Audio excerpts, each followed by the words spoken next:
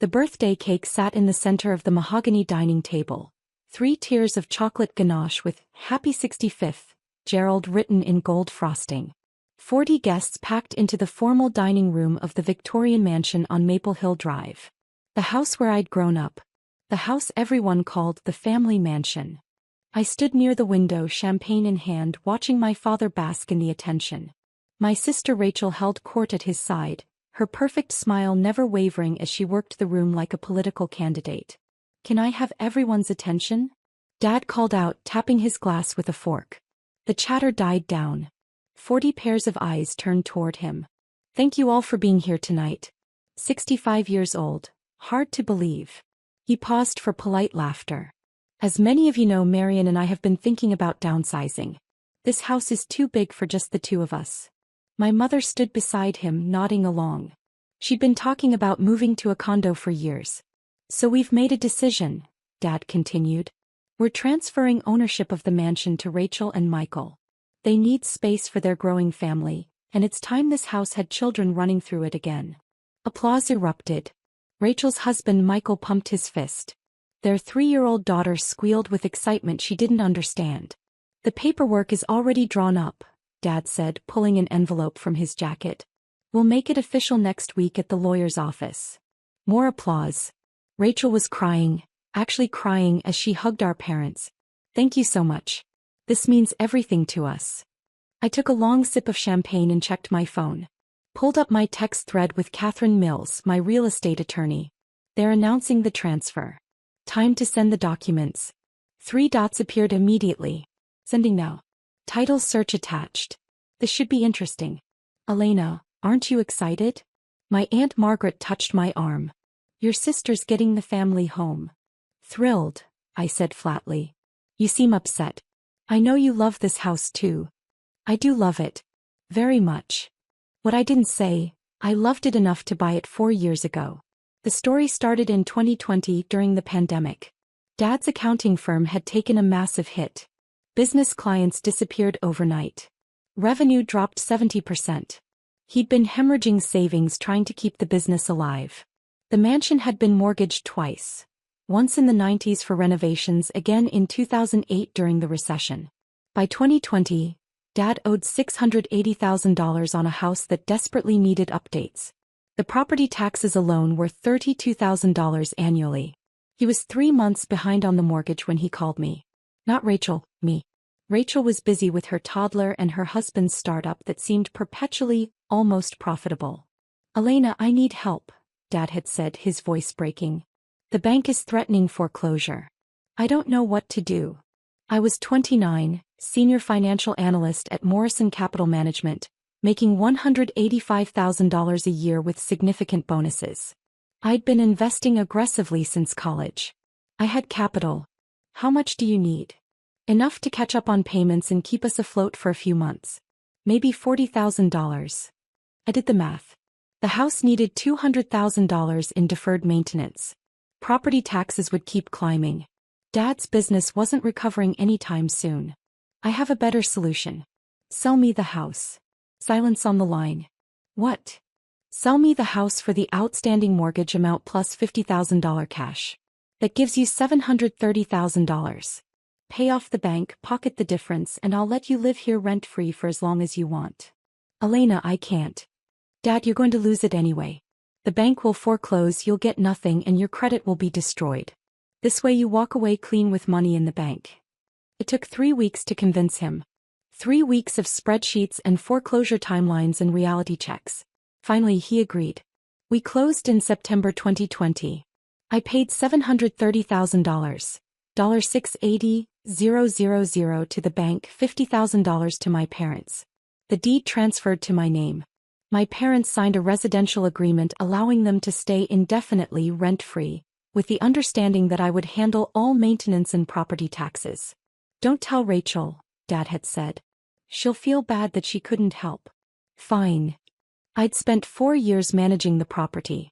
New roof, $45,000. HVAC replacement, $28,000. Foundation waterproofing, $35,000. Kitchen and bathroom updates, $87,000. Landscaping and exterior restoration, $52,000. Total investment, $247,000, plus annual property taxes of $32,000. Grand total, $1,105,000 in the house and climbing. And now Dad was trying to give it to Rachel. Elena, come take a picture with the family. Mom called out. I walked over reluctantly. Rachel grabbed my arm, pulling me close. Isn't this amazing? We'll have Sunday dinners here just like when we were kids. The photographer snapped away. Dad kept his arm around Rachel, beaming like she'd won the lottery. When do you close? Someone asked. Next Tuesday, Dad said. The lawyer's drawing up the transfer papers. We're signing everything over. The house, the property, everything. Everything, I repeated quietly. My phone buzzed. Catherine's email had arrived. I opened the attachment, a certified property title search from the county recorder's office. Property address, 847 Maple Hill Drive. Current owner, Elena Marie Castellano. Date of purchase, September 18, 2020. Purchase price, $730,000. Current assessed value, $1,450,000. Outstanding liens, none. Encumbrances, residential agreement with Gerald and Marion Castellano, lifetime occupancy rights. I forwarded the email to Dad's phone. Watched him feel the buzz in his pocket. Watched him ignore it, too wrapped up in the celebration. Forwarded it to Rachel too. Then to my mother. 5 minutes later, Dad finally checked his phone. His face went gray. What is it, honey? Mom asked. He stared at the screen like it was a foreign language. Opened the attachment. Read it once. Read it again. Gerald. Mom pressed. There's been a mistake, he said weakly. What kind of mistake? The title search. It says Elena owns the house. Rachel's head snapped toward me. What? That can't be right, Mom said, pulling out her own phone. She opened the email, read it, and her champagne glass slipped from her hand. It shattered on the hardwood floor I'd had refinished 2 years ago. The room fell silent.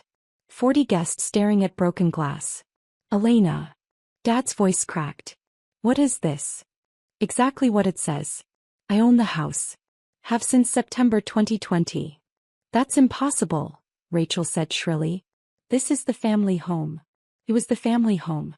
Now it's my house. Wiggly. Recorded with the county. Fully paid off. Dad's hand trembled. But I would have known. I would have signed. You did sign. September 18, 2020. You were 3 months behind on the mortgage. Facing foreclosure. You called me for help and I bought the house from you for $730,000. Mom's face had gone white. We thought that was a loan. It was a purchase. The closing documents were very clear. You signed over the deed in exchange for payoff of the mortgage plus $50,000 cash. Why didn't you tell us? Rachel demanded. Dad asked me not to tell you. Said you'd feel bad that you couldn't help. I looked at her steadily. Where were you in 2020 when he was about to lose everything? She flinched. I had a baby. Michael's business was just starting. Exactly. You had your own problems. So I handled it. This is insane. Rachel's voice rose. You can't steal the family home. I didn't steal anything. I saved it. The bank was going to foreclose. Dad was going to lose everything. I purchased the property legally, and I've invested another $250,000 in maintenance and improvements over 4 years. The guests were backing away slowly, sensing family drama they didn't want to witness. Several slipped out the front door. You let us think we still owned it, Dad said, his voice hollow. You knew you didn't. You signed the papers. You've been living here rent-free for 4 years because I allowed it. The residential agreement is clear. You have lifetime occupancy rights, but the property is mine. But the lawyer. Dad fumbled for words. We were going to the lawyer next week to transfer. Transfer property you don't own. Your lawyer would have discovered that immediately when they ran the title search. Catherine had actually called me 2 days ago. Dad's attorney had contacted her as the attorney of record on the 2020 purchase, asking about transfer procedures. Catherine had emailed Dad's lawyer the ownership documents.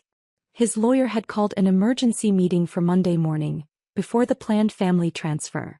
Dad just hadn't checked his messages. So what now? Mom whispered. You're going to kick us out? No. The residential agreement stands. You can stay here as long as you want, rent-free just like always. But this house isn't going to Rachel. It was never yours to give. Rachel's face was red with rage. This is theft. We'll sue. On what grounds? That I legally purchased property your father legally sold? That I've paid every bill and tax for 4 years while you assumed everything was fine. I pulled up my banking records. Here's the property tax payments. 4 years, $32,000 annually. Here's the new roof, the HVAC, the foundation work. Total of $247,000 in improvements. You want to sue me for saving the house you weren't here to save. Michael grabbed Rachel's arm. We should go. Don't you dare leave. Rachel snapped at him. Then to me, you're destroying this family. I'm correcting a misunderstanding. You thought you were getting a free house. You're not. That's reality, not destruction. Dad sank into a chair, the birthday celebration forgotten. Half the guests had fled. The others lingered awkwardly near the door. Everyone should go, I said firmly. The party's over. They didn't need to be told twice. Within 5 minutes, the house was empty except for family. The silence was suffocating. Mom cleaned up broken glass with shaking hands. Rachel stood by the window, arms crossed, radiating fury. Dad stared at nothing. How could you do this? Mom finally asked. At his birthday party? I didn't do anything. Dad announced he was giving away my property. I corrected him before this became a legal disaster. You humiliated us. Rachel spun around. In front of everyone. You humiliated yourselves by promising something you had no right to promise. We're your family. Family that never asked if I was okay with this. Family that assumed I'd just... What? Be fine with you taking $1 million asset I've been maintaining for 4 years. You should have told us you owned it. Dad shouted, finding his voice. You asked me not to tell Rachel. And you knew. You signed the papers. You've been living here rent-free, watching me pay for everything, and you never once said, thank you, Elena, for saving our house. You just let me handle it silently while you planned to give it away. The truth hung in the air like smoke. What do you want? Mom asked quietly. Money? Is that what this is about? I want you to understand that I'm not your backup plan. I'm not the invisible daughter who fixes problems while Rachel gets the credit. I bought this house. I saved it. And it's mine. Rachel grabbed her purse. Come on, Michael. We're leaving. Rachel, Mom started. No. She can have her precious house. I hope she's happy here all alone. She stormed toward the door, then turned back. You know what? You've always been jealous of me. This is just revenge. Jealous. I almost laughed. Of what? Your failed marriage to a man whose startup has been almost profitable for 6 years? Your 3-year-old who you were planning to uproot into a house you couldn't afford to maintain. How dare you? The property taxes alone are $32,000 a year. The utilities run another $15,000. Maintenance averages $40,000 annually. Could you afford $87,000 a year to run this place? Silence. That's what I thought.